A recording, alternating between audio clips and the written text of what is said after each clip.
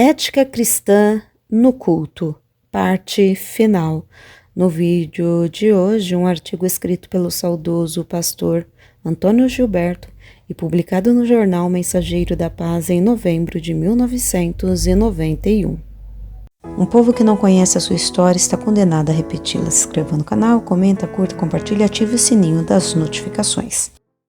Algumas recomendações para um culto mais solene. 1. Não entrar no santuário enquanto a congregação estiver orando ou lendo a palavra de Deus, nos cultos públicos, é claro. 2. Não limpar o calçado na soleira da porta do templo, nem entrar apressadamente, nem pisando com força. 3.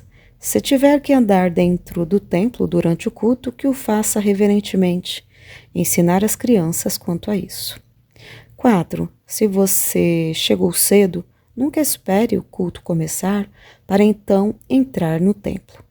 Você assim está cooperando para a desordem no culto sagrado. Entre logo e antes de sentar-se, ore primeiro a Deus. Se a situação não permite você ajoelhar-se, ore sentado, mas ore e não faça uma oração por mera formalidade, mas de coração, fale com Deus orando pelo culto. 5. Procure sentar-se nos bancos da frente. Deixe os bancos de trás para os retardatários e mães com filhos no berçário para facilitar sua locomoção. 6. Depois do culto começado, não ande pelos corredores conversando ou cumprimentando quem quer que seja. Isto é sentimentalismo, não atenção pessoal, pois o andamento do culto sagrado está acima disso. Deixe os cumprimentos para depois do culto. 7. Não frequente os banheiros do templo. Você tem casa para ir ao banheiro. Banheiro de templo é para emergências. Pessoas que no culto ficam entrando e saindo do banheiro ou estão se exibindo ou não querem santificar o culto ao Senhor. 8. Não se sente na extremidade de um banco desocupado. Isso dificulta a entrada dos demais. 9. Após sentar-se, cumprimente alegre e discretamente as pessoas ao seu redor, fazendo-as assim sentirem-se à vontade na casa de Deus, momente se são visitantes crentes ou não. 10. Depois de sentar, não fique mudando de um lugar para o outro. O templo de Deus não é a nossa casa onde podemos fazer isso sem causar transtorno. 11. Não converse com ninguém durante o culto, sob pretexto nenhum. Controle sua mente e sua língua. Se você não controla a sua língua, não controla mais nada na sua vida. 12. Não solte crianças no meio do santuário como se este fosse um jardim de infância, um parque de diversões. Também não as deixe andar e brincar no meio do santuário, nem as deixe imitar gestos do pregador, movimentos dos instrumentos musicais e dos maestros. Parece inocência da criança, mas no culto é desordem. A criança não é culpada. O culpado disso é o adulto responsável pela criança. 13. Não se vire para trás quando notar alguém entrando no templo. 14. Não leia nada durante o culto, a não ser quando o pregador solicitar que os irmãos manuseiem suas Bíblias. Também não fique escrevendo durante o culto sagrado, a não ser fazendo anotações dos pontos da pregação, se quiser fazê-lo. 15.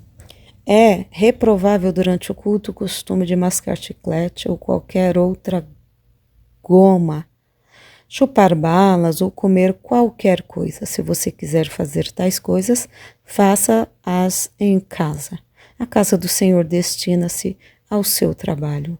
Não é lugar para tais coisas, nem antes, nem durante e nem depois do culto. Se a antiga lei mosaica ainda estivesse em vigor, tais pessoas sairiam mortas do templo. Bem, a letra da lei mosaica não funciona mas o espírito da lei sim. E é por isso que inúmeros crentes já perderam o fervor espiritual e estão frios na fé. 16. Não cesse de orar intimamente, especialmente quando o pregador está entregando a mensagem do Senhor para a salvação dos perdidos e edificação dos crentes. 17. Não chegue atrasado para o culto no que depender de você e saiba que Deus está observando tudo o que você faz durante o culto. Após o culto, cumprimente novamente os visitantes, procurando saber de onde são, quais são suas impressões do culto e convide-os a voltar sempre. Numa igreja pequena, o pastor faz isso, mas numa igreja grande, você que é membro da igreja tem o dever de fazê-lo. 19. Para você saber que tudo o que foi dito acima tem apoio na palavra de Deus, leia agora mesmo em sua Bíblia, meditando no que lê, as seguintes passagens: Levítico 19:30, Salmo 93:5, Eclesiastes 5:1, Salmo 89:7, Abacuque 2:20, 1 de Timóteo 13:15, 1 de Coríntios 11:22 e João 2, do 13 ao 17. Algumas atitudes impróprias do mensageiro de Deus quando no púlpito fazendo uso da palavra. 1. Gracejos, anedotas ou uso de vocabulário vulgar. Não confundir essas coisas com ilustrações adequadas. 2. Falar gritando o tempo todo. Para que serve o microfone? Há crentes e não crentes que já deixaram de frequentar certas igrejas porque seus ouvidos não suportam mais os barulhos louco e constante do pregador, dos hinos e dos instrumentos musicais. Isso nunca foi louvor a Deus.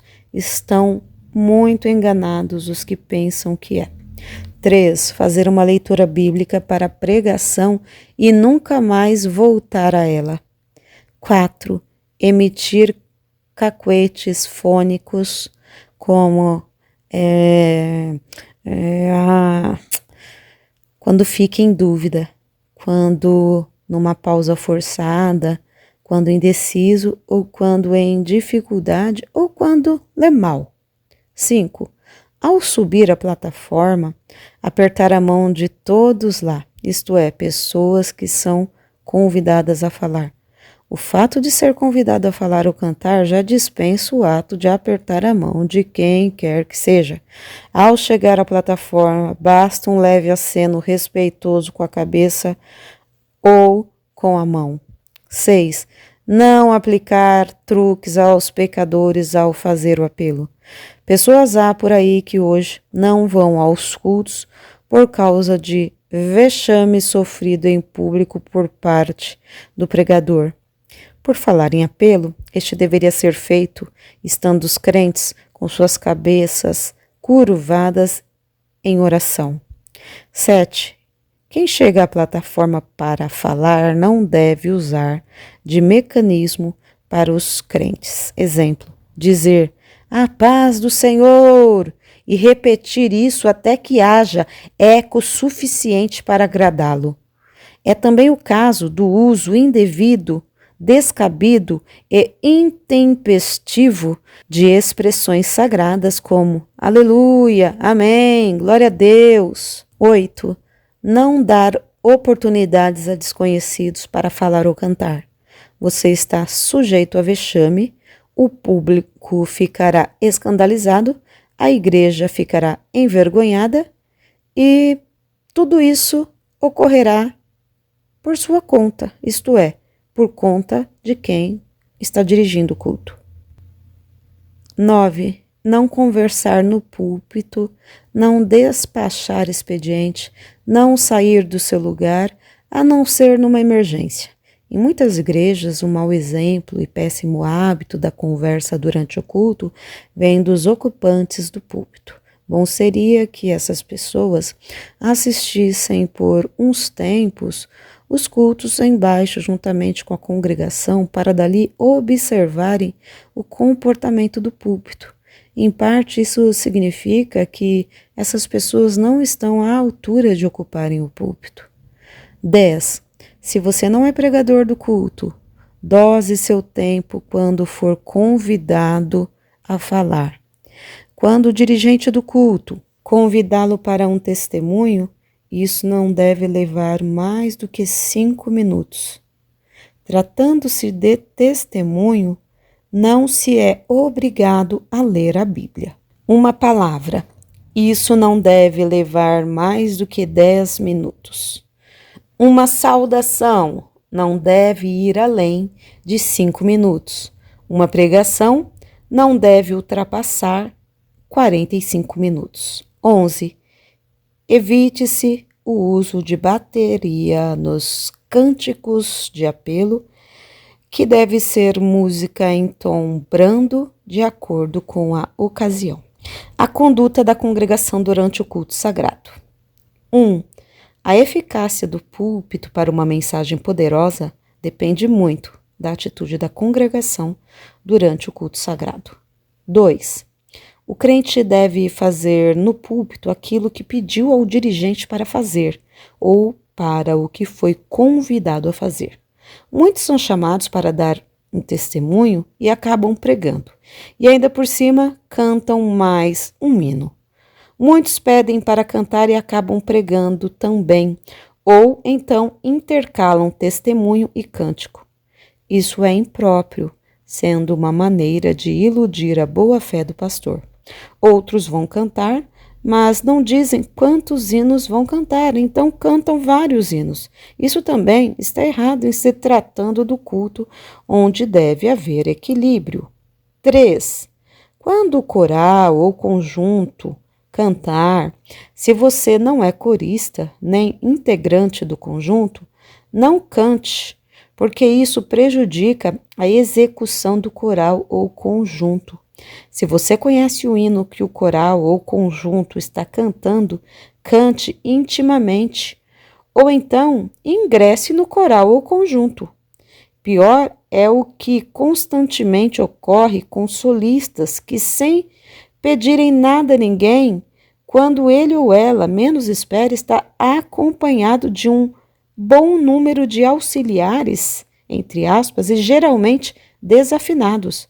A mesma coisa acontece com os irmãos que tocam instrumentos. Se o cantor ou conjunto quisesse acompanhamento, eles o solicitariam antes. 4. Irmãos chamados para ler a Bíblia, leitura oficial, acabam falando outras coisas também. Se você foi convidado só para ler a Bíblia, faça somente isso. Não tome liberdades. Não se ponha a falar nada mais. 5. Não copie o modelo de outros pregadores, porque isso jamais dará certo. Procurar sempre melhorar, isso sim, mas imitar os outros não, porque assim você perde a sua individualidade, a sua identidade, que é uma marca registrada quando você tenta ser o que não é imitando alguém. Você perde a sua individualidade, isto é, aquilo que caracteriza você.